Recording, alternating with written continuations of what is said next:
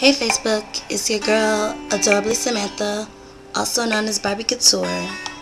And girls look at me and they only see the glitz, the glamour, and the fame, you could say. And they think I got it so much easier. But in reality, we're all one and the same. And they say that behind every girl is an inspiring story. And I believe that. And I think that right now, today, is the time that I share mine. I'm 19 years old, and as of now, I can say that I've overcome a lot, and I'm doing well for myself compared to where I've come from and what I've gone through. I'm in the military. I've been in the military for 2 years. I have my own place, and I start school in September for nursing. And I'm independent. Everything I do it for myself, not because I want to, but because I have to. Because I know that nobody else is going to do it for me. You know, handouts don't exist when you're out of high school and you don't have nobody to really be a support system. So growing up, life was life, You never really can define life until, you've been through some things, Didn't have a normal childhood. I was in foster care. So I was awarded a state, and a lot of people didn't know this, but throughout school I was bounced from, my grandmother's to my grandmother giving up on me due to me being what she would like to call a demonic seed, to group homes, to assessment centers, to shelters. Slept in parks for a couple of nights, went days without eating, went out a lot of things, But I wouldn't change it for the world.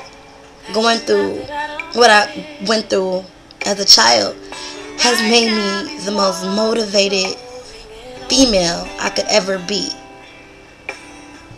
I feel like the struggle wasn't even a struggle anymore. It was more of a test of endurance to see what was my breaking point.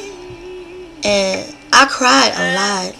To this day I cry because I wish I didn't have to go through that. I wish so much that I could have had a normal life, with a mom and all my brothers and sisters, and that we could tell stories about, how we just had fun. I have some of those because I enjoyed staying with my grandmother growing up, and we all were together at that point for a couple years, and it was cool, but, I still, some stories I can't say, I wish my mom and my dad could have been there for certain things. I wish I could have told my mom, I had the first crush on this guy I thought was cute in the 8th grade, and I wish she could have been there to give me advice, and I wish my daddy could have told me I was his little girl, and, warned me about these men out here. But, I guess learning it for myself is even more special, And, I struggled,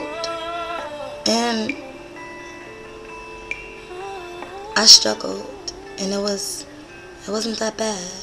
It wasn't that bad. Now that I'm not there anymore, it wasn't. I started messing with guys at a later age. I wasn't like most females that could, get a boyfriend early. I was very skinny. Believe it or not, I used to think I wasn't ugly, but I know I wasn't fabulous as I am now. I remember looking up at freshman year. I remember looking at the Tiashas and the Bianca Mayaks and the Mercedes. Oh, shout out to all you ladies, and man, they look like they have life made, and they're light skinned and they're pretty, and they have the nice clothes and they wear the heels, and me, I was like a little geek, I wanted to fit in, but it was I was okay with being me because being me just seemed to fit better, because I was me for so long. And then around sophomore year, things started to change. I put on a lot of weight, as you can tell, and I got my first boyfriend at the age of 17. And, you know, first love, first boyfriend, you know, you think it's all, you know, oh, it's all cute, you know. I never saw a functioning relationship growing up. I didn't know what was right, what was wrong, what was supposed to be accepted and what wasn't. So I put up with a lot of shit.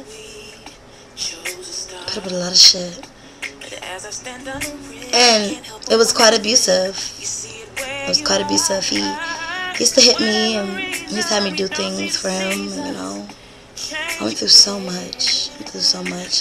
And it broke me. Like, for a moment, I thought that I wasn't pretty and that no one could love me because no one loved me. And that's why I went through all the things I went through. And I cursed out God a lot of times, asking him, why didn't he love me? And why was he putting me through the bullshit? Like, I cussed at God. I called God a son of a bitch. And I used to be like, what the fuck are you doing? And, you know, why is he hitting me? And why do I have to do this in order to survive? And why am I here? And why doesn't my family want me? All types of shit. It was crazy. But I got out. I guess God said that I learned enough and that I was ready. I got out, and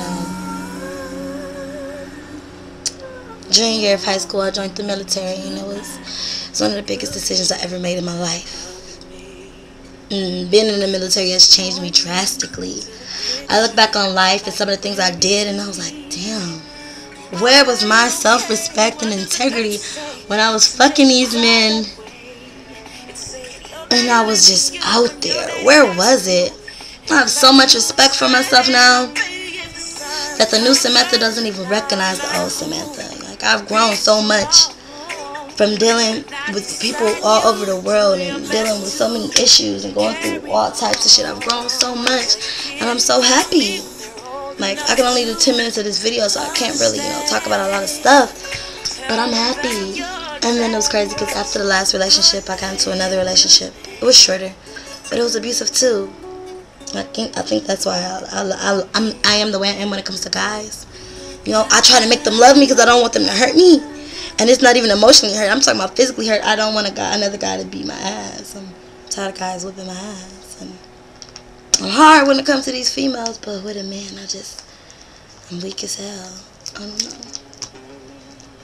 But I encourage any female that's in an abusive relationship now to get out.